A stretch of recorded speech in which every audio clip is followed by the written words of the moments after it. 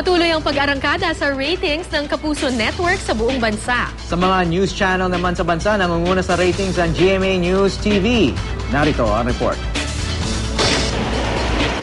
Nananatiling number 1 ang Kapuso Network sa buong bansa sa buwan ng Agosto. Base sa Nielsen TV Audience Measurement, nasa 34% ang total day household audience share ng GMA sa buong bansa.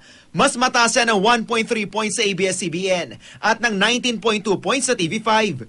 Numero 1 rin ang GMA sa Urban Luzon, kung nasa ng 77% ng total urban TV household sa bansa. Sa total day household audience share, nakakuha ang GMA ng 38% kumpara sa 28.6 ng ABS-CBN at ng 14.1 ng TV5. Sa Mega Manila naman, 39.1 ang naitalang total day household audience share ng Kapuso Network. Higit na mataas din sa nakuha ng ABS-CBN at TV5. Ilan sa pinakapatok na programa sa Urban Luzon ang flagship newscast ng GMA na 24 oras.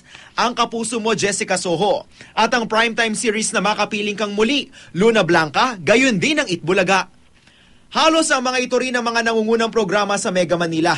Ang GMA News TV naman, nananatiling number 1 news channel at dumoble pa ang bilang ng mga manonood sa Mega Manila. Mula 3% household share points noong isang taon, tumaas ito sa 6% nitong Agosto. Higit ding tumaas ang nationwide household share ng GMA News TV. Julius Segovia, GMA News.